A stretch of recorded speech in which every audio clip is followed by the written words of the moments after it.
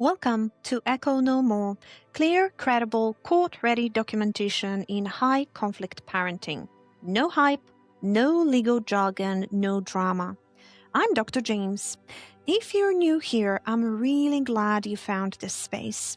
This podcast is for protective parents navigating high-conflict custody situations, especially when the other parent is manipulative, emotionally unsafe, or unpredictable. I'm not a lawyer, and this podcast isn't legal advice. What I am is a parent who has lived through this system, and someone whose attorneys over and over again told me the same thing.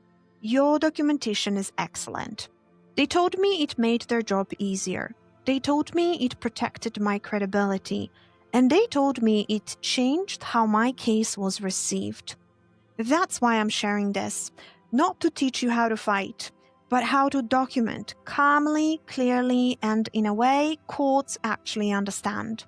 This is parent to parent, calm, grounded, and focused on protecting your child without losing yourself.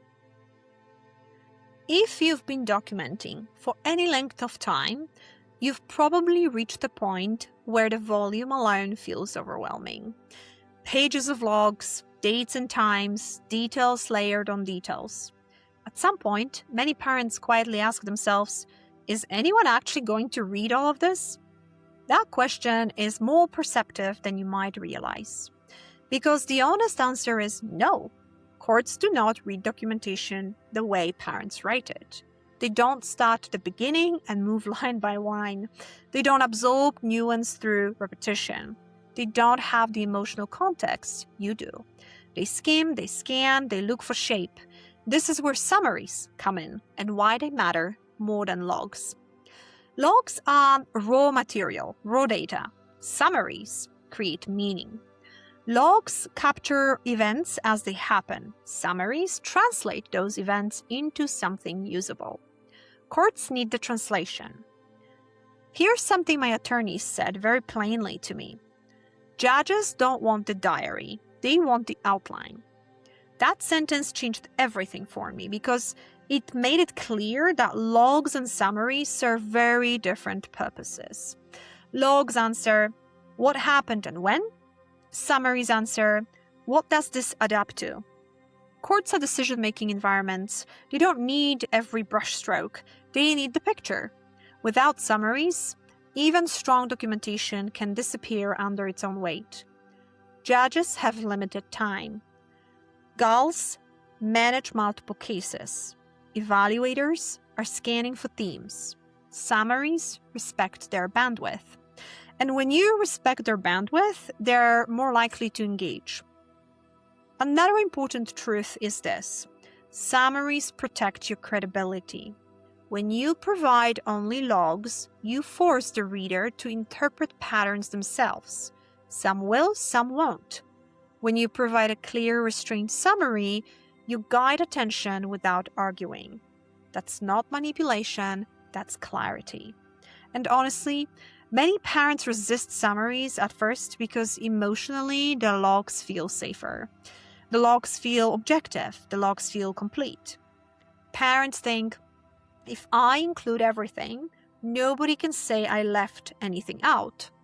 But the problem is that excessive detail often overwhelms the very people you're trying to inform. And overwhelmed readers stop processing. That's important to understand. Because documentation is not just about accuracy, it's about usability. A perfectly accurate record that nobody can meaningfully absorb does not function effectively in legal environments. Parents sometimes worry that summaries are spin. They're not, if done correctly. A good summary doesn't exaggerate. It doesn't editorialize. It doesn't plead. It simply organizes. Think of summaries as a map. The log is the terrain. Without the map, the terrain is exhausting to navigate. With the map, the terrain makes sense. And honestly, this is how professionals naturally think anyway. They look for patterns, frequency, escalations, responses, trajectory. They are not usually evaluating isolated incidents one by one. They're asking, What is consistently happening here over time? Summaries help answer that question.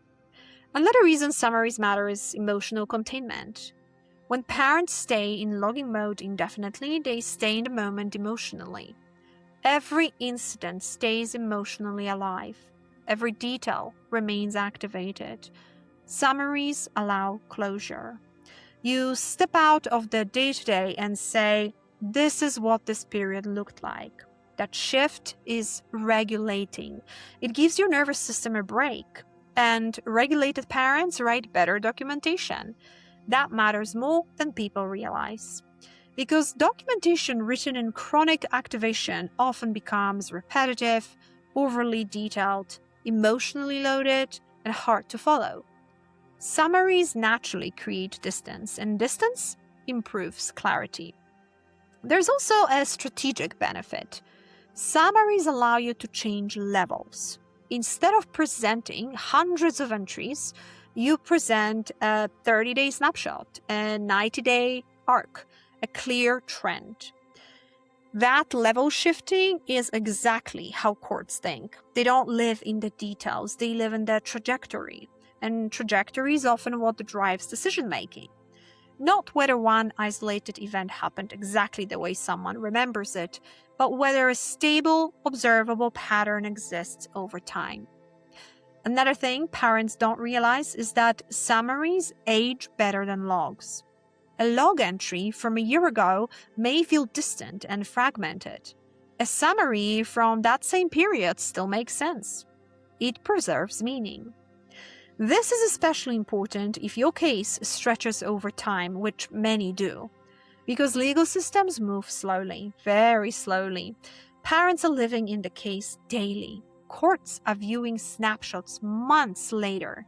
Summaries bridge that gap. They preserve coherence when time starts blurring together. Summaries also allow you to be selective without appearing evasive. You're not hiding information, you're organizing it.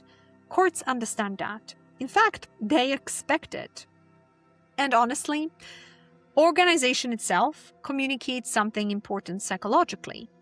Organized documentation tends to read as more credible, not because the parent is better, but because structured information is easier to trust. When information is chaotic, emotionally sprawling, or impossible to follow, readers unconsciously become more skeptical, even when the concerns themselves are legitimate. That's difficult, but important to understand.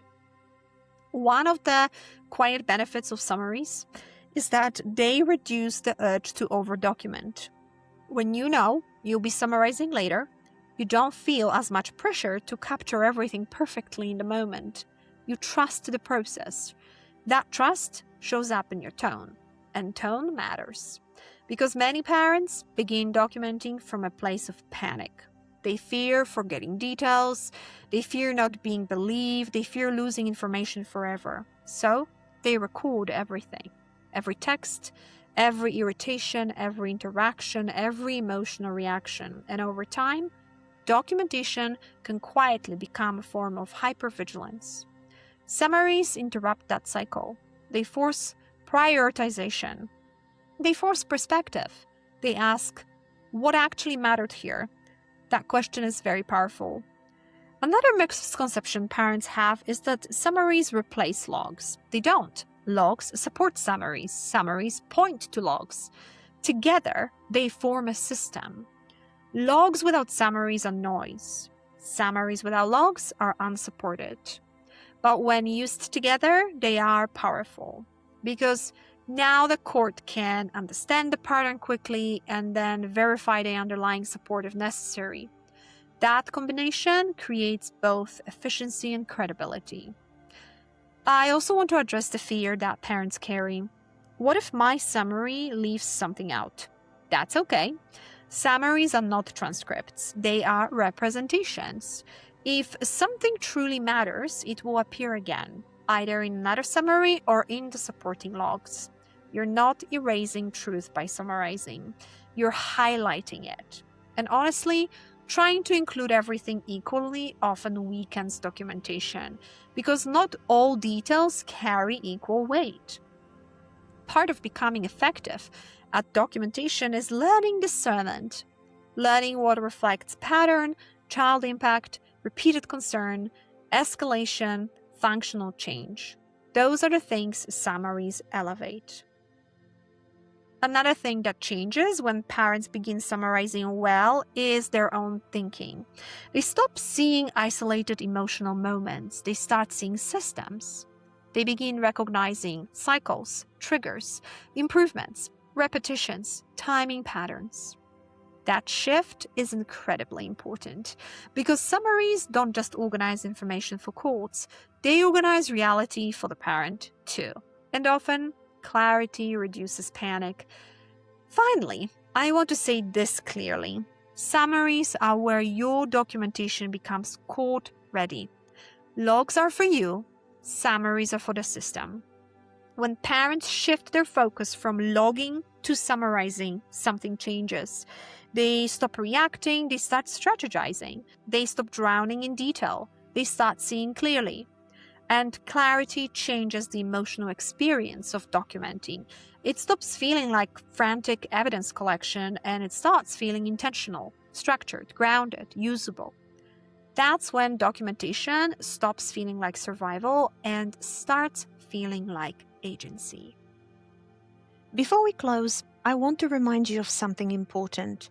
You don't need to document everything. You don't need to be perfect. And you don't need to convince anyone with emotion. Calm documentation is power. If this episode helped you, you will find a full structured system in my guide, Clear, Credible, Court Ready. It's designed to support, not replace, your attorney. And if you want help turning everything you're documenting into something organized and usable, you can visit www.economocoaching.org to download my guide on how to create a clear, court-ready documentation binder. Take what helps, leave what doesn't, and most of all, take care of yourself. I'll see you next week.